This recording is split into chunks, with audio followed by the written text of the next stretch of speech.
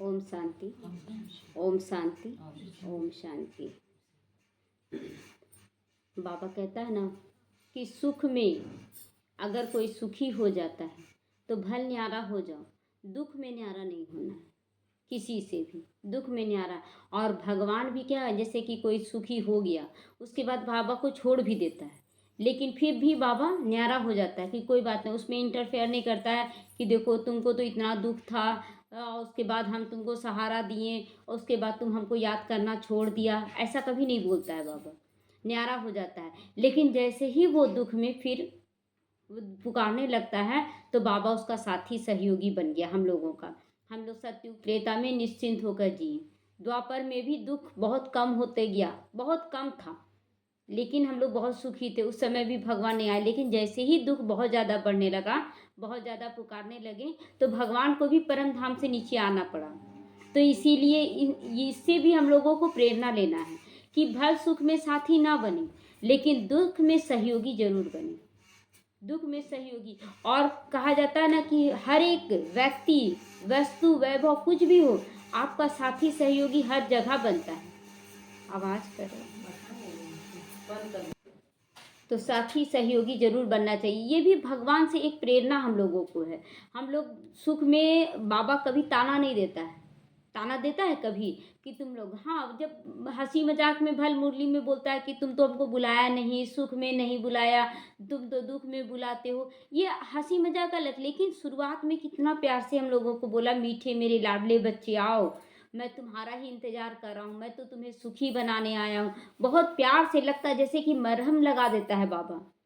तो हमें भी पहले कोई भी दुखी हो, पहले उस पर मरहम लगाना है, उसे दुख से निकालना है, फिर हंसी मजाक की बात अलग है। तो हमें हमेशा सुख में भले किनारा कर ले, लेकिन दुख में तो कभी नहीं छोड़ना चाहिए। आज ही एक कहानी पढ़ रहे थे, है तो काल्पनिक, कि एक पेड़ में ना बहुत हरा भरा पेड़ था, उसमें तोतों का झुंड रहता था, और एक बूढ़ा तोता जो था ना, वो उसमें कोटरा बनाकर खो बनाकर उसमें रहता था। लेकिन वो बूढ़ा तोता बहुत धर्मात्मा था, मतलब सबकी मदद करता था, सबकी मदद।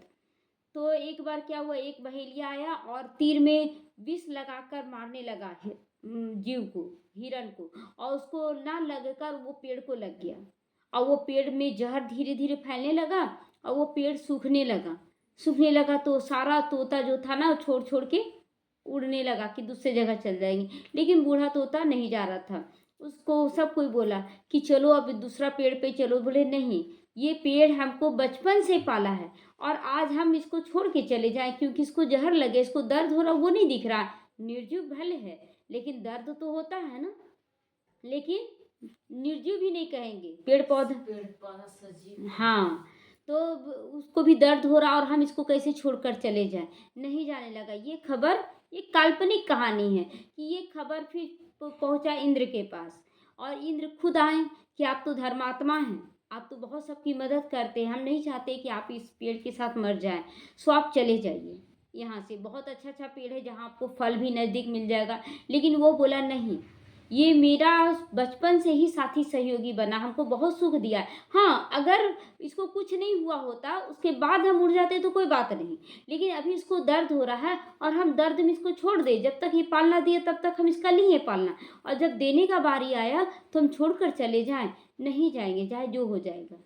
तो फिर इंद्र बोले कि आप तो एक तो धर्मात्मा, लेकिन इस वक्त भी आप इसके सहयोगी हैं, सो बताइए हम आपको वरदान देना चाहते हैं। तो लेकिन वरदान अगर देना ही चाहते तो इस पेड़ को फिर से हरा भरा कर दीजिए। वो अपने लिए नहीं मांगा कि हमको ये चाहिए, वो पेड़ के लिए मांगा और वो पेड़ फिर से हरा भरा बिल्कुल हो गया। तो हम कहने का मतलब, हम लोग को भी हमेशा दूसरों के लिए कुछ करना है। बहुत लोग हमारे जीवन में आए गए, बहुत लोग सहयोगी बने, साथी बने, कभी भी उस साथ को भूलना नहीं चाहिए, हमेशा उसका एहसानमंद रहना चाहिए। मनसा वाचा कर्मणा, हमेशा। और उसी का एहसानमंद है ना कि अभी देखिए बाबा हम लोगों को बहुत कुछ दे कर जाता है। भल सत्य त्रेता याद नहीं किए, द्वापर से फिर वो जब दुख बढ़ता है, हल्का हल्का दुख ही बढ़ा, लेकिन भगवान को याद करने लगे, और उन्हीं की याद में ना इतना सारा मंदिर बनने लगा, सोमनाथ का मंदिर, वो हमें हीरे तुल्य बना दिए। हम लोग उनको क्या किए, हीरे जैसा मंदिर बनाकर हीरे का शिवलिंग स्थापन किए। याद नहीं था, लेकिन रिटर्न तो देना था ना भक्ति में, इसलिए आधा कल्प फिर हम उनकी पूजा पाठ करते हैं। तो इसलिए कहा जाता है कि सुख में भल किसी का साथ ना दो, लेकिन दुख में साथ कभी मत छोड़ो किसी का, कभी नहीं छोड़ना चाहिए, कितना भी कुछ हो जाए। और कभी अपने लिए मत मांगो, हमेशा दूसरों के लिए, दुआओं में हमेशा दूसरों के लिए मांगो। अपने लिए तो सारा दुनिया मांगते मांगते मांगते आज कलयुग में पहुंच गया, भरपूर नहीं हुआ, लेकिन हम जब दूसरों के लिए मांगते हैं उसमें हमारा भी समा जाता है। इसीलिए बाबा कहता है कि दुखों को दूर करने के लिए पहले संकल्पों को नहीं, बल्कि मन में जो विकार युक्त संकल्प चलते हैं उनको पहले जीतने की जरूरत है। ये संकल्प उठाना कि ये पेड़ तो पूरा विषैला हो गया, ये तो पेड़ सूख जाएगा, विकारी संकल्प उठ रहा है, और बोले नहीं हमको तो अपना जान बचाना, हमको तो चले जाना चाहिए। तो सारे तोते चले गए, लेकिन वो बूढ़ा तोता वहीं बैठा रह गया, क्योंकि उसका वो धर्मात्मा तो वो किसी का भी दुख नहीं देख सकता था। तो इसीलिए बाबा कहता है कि ये मन में संकल्प उठते हैं, विकारी संकल्प, उसके बाद वो संकल्प कार्य व्यवहार में आते हैं। लेकिन हमें उन संकल्पों को पकड़ना कि आखिर हम क्यों यहाँ से भागना चाहते, ये संकल्प उठा के हमको चल जाना चाहिए, इस पेड़ से चले जाना चाहिए। भाव क्या, संकल्प तो उठा कि यहाँ से चले जाने चाहिए, उसके पीछे भाव क्या था, मृत्यु का भय था, मृत्यु का भय का भाव था। नहीं, बचाओ तो सब कोई चाहते हैं ना, लेकिन मृत्यु का भय, अगर आपका मृत्यु होना रहेगा तो क्या और जगह जाएंगे, तो नहीं हो सकता है। तो हमें किसी को भी दुख में रखकर हमें भागना नहीं है। तो इसीलिए बाबा कहता है कि उन्हें जीतने की जरूरत है। हमें अब संकल्पों से भी ऊंचा अगर उठना है, जो कर्मों तक है, पहले कर्मों को सुधारे, कर्मों के बाद संकल्पों को सुधारे, और संकल्पों के पीछे भाव को पकड़ें कि इसमें मेरा भाव क्या है। डर का भाव कितना, मतलब समझें कि हम लोग संकल्प किए कि पेड़ को छोड़ देना है, और उसके बाद पेड़ के पीछे पेड़ से भागने का भाव क्या था, डर का भाव था, जो सूक्ष्म है। हम लोग सूक्ष्मता को नहीं देख पाते हैं, स्थूलता को देख लेते हैं कि बाहरी संकल्प उठा, संकल्प के पीछे भाव को चेक करें, आखिर किस भाव से हम ये कार्य कर रहे हैं। अगर भाव को पकड़ लेंगे, क्योंकि बाबा हमेशा बोलता है बच्चे हम तुम्हारे संकल्पों का भी भाड़ा नहीं देते हैं, कर्मों का भी भाड़ा नहीं देते हैं। बाबा क्या बोलता है, तुम्हारे भाव का भाड़ा देते, भावना का मैं भूखा हूँ, बोलते हैं ना बाबा। तो ये भाव को पकड़ने का कोशिश सब करें। हम लोग नहीं समझ पाते कि भाव को कैसे पकड़े, पहले तो संकल्पों को भी नहीं समझ पाते थे कि इतना सारा संकल्प उठता था मन में ना, तो बोलते थे कैसे पढ़ पाएंगे, मन में क्या क्या संकल्प उठता। नहीं, अगर आपका मन एकाग्र है, शांत है, तो आप संकल्पों को पढ़ रहे हैं, क्या संकल्प उठ रहा है किसी। अब संकल्पों के पीछे के भाव को पकड़ना शुरू कीजिए कि आखिर किस भाव से हम ये ऐसा संकल्प किए। सोचने से भी पहले सोचो कि किस भाव से तुम सोच रहे हो, तब जाके वो कल्याणकारी बनेगा। अगर ज्ञान युक्त आप सोच रखेंगे तो वो कल्याणकारी बनेगा। तो बाबा किसको जीतने बोल रहा है, वो अपने अंदर की भावनाओं को भी कि सही दिशा दो, भावनाओं को सही दिशा दो, तो सही संकल्प उठेंगे, और सही संकल्प उठेंगे तो सही कर्म होंगे।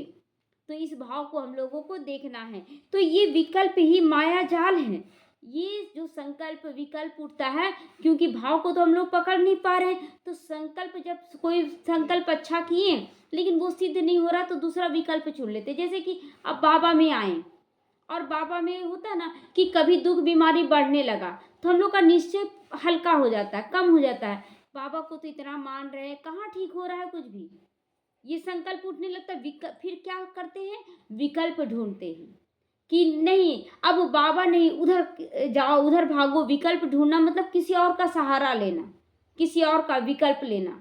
तो हम लोग क्या करते, बाबा को छोड़ देते। अरे जो बाबा हमें सुख का रास्ता दिखा रहा, सब कुछ दे रहा है, क्या हम उसको, अपने ही कर्मों के जाल में हम फंसे हुए हैं। जो दुख बीमारी आ रहा मेरे कर्मों का जाल है, और हम लोग जब उसका भोगने में आते हैं तो हम लोग बाबा को छोड़ देते हैं। ये विकल्प है, बाबा को छोड़ना, माया को पकड़ना। विकल्प क्या वो हमको सुख देगा, किसी कीमत पे सुख नहीं देगा। अगर मेरा दुख है तो और बढ़ जाएगा, क्योंकि बाबा के साथ रहने पर, बाबा की छत्र छाया में रहने पर वो दुख की फीलिंग नहीं देता है। अगर आप पूरे निश्चय बुद्धि के साथ बाबा के साथ चलते हैं, हमारे निश्चय में कमी हो जाता है। इसीलिए हम लोग विकल्प ढूंढते हैं, विकल्प आज देखिए एक बहन का था ना कि नहीं ठीक हो रहा बीमारी, नहीं ठीक हो रहा, विकल्प पे विकल्प, नहीं डॉक्टर से दिखाना, ऐसे करना, वैसे ही ठीक करना, नहीं ठीक हो रहा था। लास्ट में जब बाबा को बोली, बाबा को याद करने लगी आखिर बीज कहाँ है, बीज पकड़ी कि मेरे अंदर ही बीज है गलत, कि हम गलत संकल्प कर रहे, बहुत ज़्यादा खराब है, बहुत ज़्यादा। जब अपने आप को ठीक की तो धीरे धीरे वो बीमारी ठीक होने लगा। जब तक वो विकल्प ढूंढ रही थी, विकल्प भी कब, साधनों के आधार पर विकल्प होता है, साधनों के आधार पर।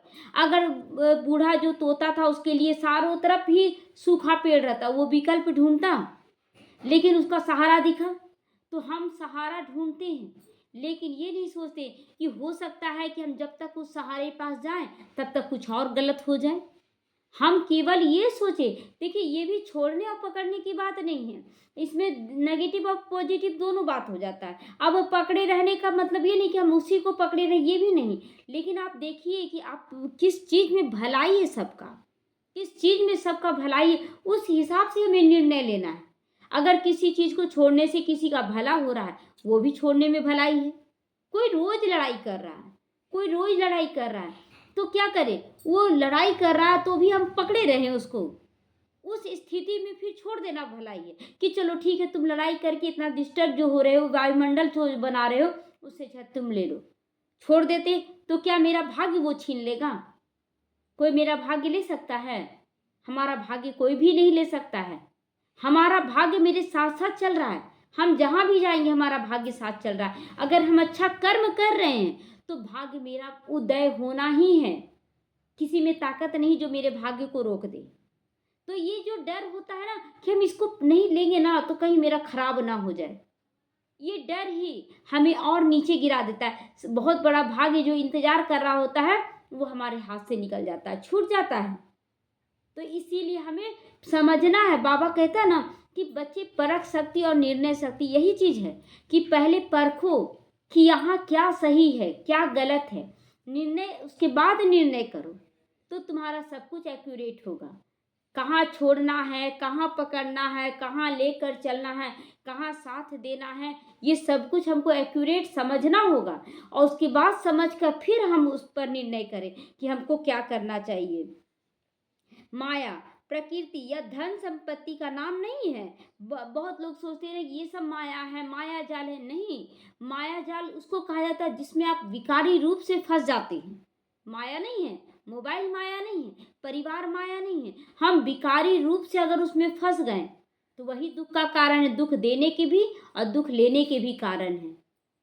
तो इसलिए हमें ये सब बहुत मतलब ये सूक्ष्म बात है, सारे बच्चे नहीं समझ पाते हैं, लेकिन धीरे धीरे अगर आप समझने की कोशिश करेंगे तो आपको बहुत सुंदर से समझ में आएगा कि कहाँ सही कहाँ गलत। कभी कभी कोई व्यक्ति होता है ना, बहुत चिड़चिड़ चिड़चिड़ करते रहता है, गुस्सा करते रहता है, आप उसको सूक्ष्मता से चेक करेंगे ना तो वो अंदर से डिस्टर्ब रहता है, बाहर से वो बहुत गुस्सा करेगा, बहुत गुस्सा करेगा। और हम लोग बोलते हैं ना कैसा व्यक्ति है, दिन रात गुस्सा करते रहता है, लेकिन आप अगर उसको सूक्ष्म रूप से देखेंगे ना अंदर से वो बहुत कमज़ोर रहता है, वो बहुत कमज़ोर रहता है, उसको सहारे की ज़रूरत पड़ती है।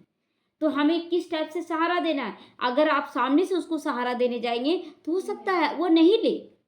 तो इसीलिए उस स्थिति में हमें क्या करना है, उसको उसके लिए बहुत प्यार भरा भावना रखना है, मनसा सकाश देना है, उसकी बातों का बुरा नहीं मानना है। बुरा मान लिए तो आपका भावना क्या हो गया, बुरा ही हो जाएगा, एहसान हो जाएगा, फिर आप एहसान कर रहे हैं। हमें बाबा बोलता है रहम दिल बनो, दानिन मत बनो। अब देखिए कि कोई बच्चा है तो वो कुछ करना चाहता है, तो करना चाहता है तो पहले उसके भावना को देखिए कि करना चाहता है लेकिन किस लक्ष्य से करना चाहता है। अब कोई गलत रास्ते में जाने के लिए कुछ करना चाहता है कि हम बड़ा आदमी तो बने, लेकिन किस लिए बनेंगे, हमको ये करना है वो करना है। लेकिन कुछ बच्चे ऐसे होते हैं नहीं हमको तो बहुत अच्छा कार्य करना है। कोई बोलता है कि आपको क्या बनना है, डॉक्टर बनना है। डॉक्टर किस लिए आप चुन रहे हैं, ये पेशा क्यों चुन रहे हैं? तो दो लड़का था, एक लड़का बोलता है नहीं सो मेरी माँ है ना तड़प तड़प के मर गई डॉक्टर के इलाज के बिना। हम इसलिए डॉक्टर बनना चाहते हैं कि हम सबका इलाज कर सके, जो गरीब है उसके लिए मददगार बन सके, इसलिए हम डॉक्टर बनना चाहते हैं। वही दूसरी तरफ एक लड़का बोलता है हमको तो बहुत फेमस डॉक्टर बनना है, हमको तो चारों तरफ फेमस भी होना है और बहुत कमाई करना है। तो दो भावना हुआ ना, डॉक्टर बनना दोनों का संकल्प हुआ, लेकिन भावना तो दो हो गया, तो पावरफुल भावना कौन सा होगा? जो सबका मदद करना चाहता है। तो अब हमको संकल्प, बाबा तो बहुत सारा स्वमान दिया, संकल्प दिया, हम लोग रोज रटते हैं, मैं मास्टर सर्वशक्तिमान हूँ, मैं मास्टर सर्वशक्तिमान हूँ। लेकिन मास्टर सर्वशक्तिमान बनने के पीछे का भाव क्या है? आप किस लिए बनना चाहते हैं? एक होता है केवल अपने लिए, एक होता है सबके लिए, और एक संकल्प ऐसा भी होता है जो दूसरों को दुख देने के लिए होता है। हमको ये दुख दिया है ना, इसको भी दुख हो जाए, ये भी है संकल्प। तो हमें बाबा भावना का भाड़ा देता है, संकल्पों का भाड़ा नहीं देता है। तो आज बहुत ब्राह्मण बच्चे भी इस बात में मूंझते हैं कि हम तो रोज स्वमान लेते हैं, हम तो रोज संकल्प लेते हैं, उसके पीछे भावना क्या रहा है, ये भावना को वो चेक नहीं कर पाते।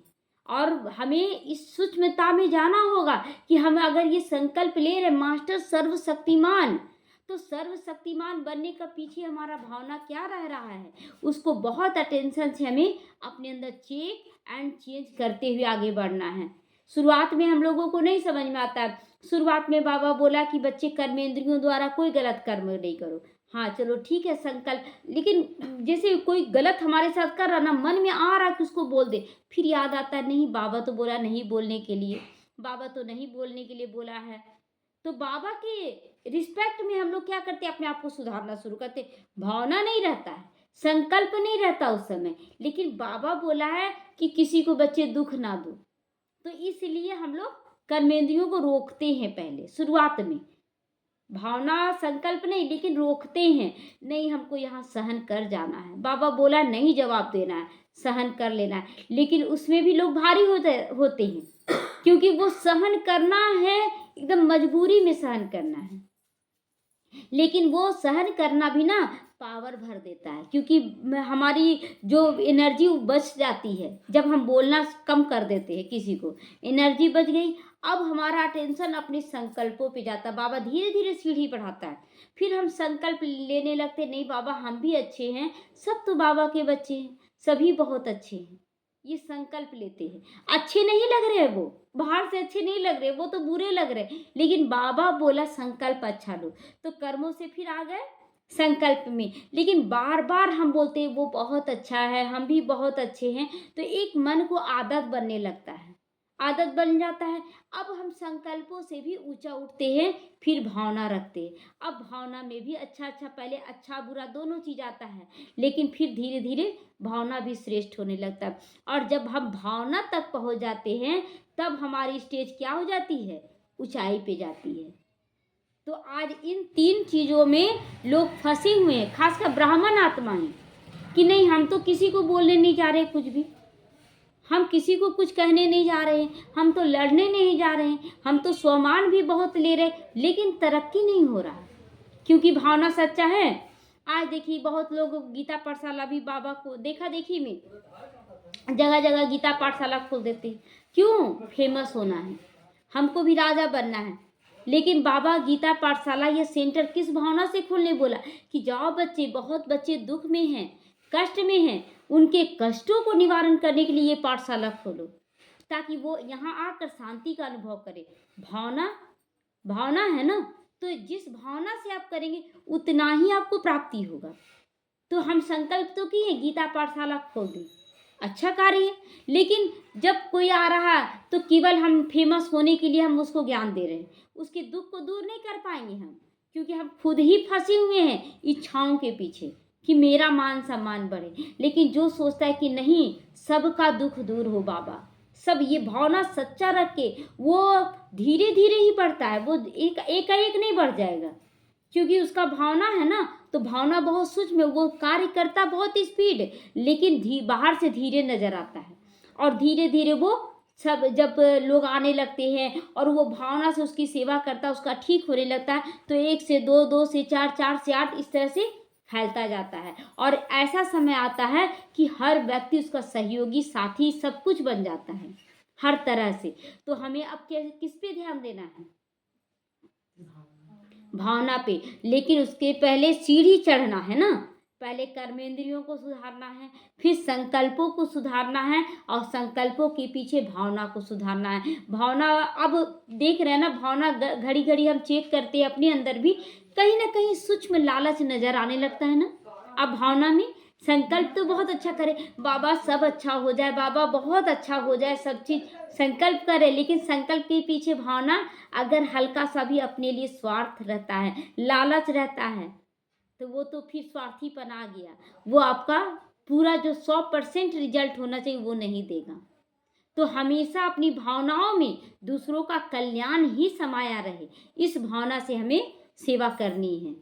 तो हो सकता है ना ऐसा, हो सकता है ना ऐसा, अपनी भावनाओं को आप पढ़ना शुरू कर दें एकदम सूक्ष्मता से, एकदम। और इसको पढ़ने के लिए ना बहुत शांति चाहिए।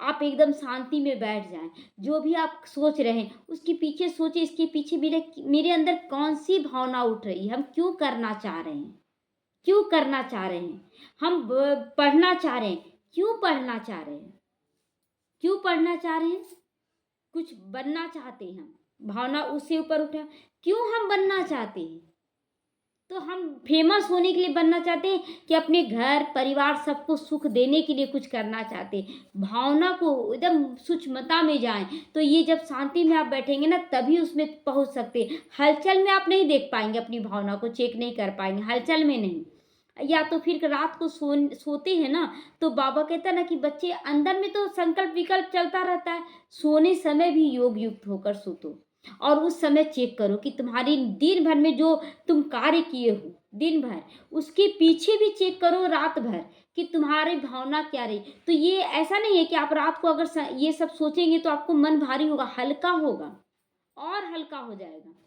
तो रात में शरीर को आराम दे रहे, लेकिन अंदर में मनन चिंतन चलता रहे, बाबा से योग युक्त होकर ये सारा बातचीत करते रहे, बाबा हमको उस भावना तक पहुंचना है जो मेरे अंदर उठा है। तो इससे क्या होगा कि आपका रात भी सफल और दिन भी सफल, दिन में सारी कर्मेंद्रियां भी कार्य करने लगेगी और रात में आपकी भावना भी एकदम स्वच्छ, क्योंकि कुछ नेगेटिव ऊर्जा तो रहेगा नहीं उस समय, किसी के संबंध संपर्क में नहीं रहेंगे।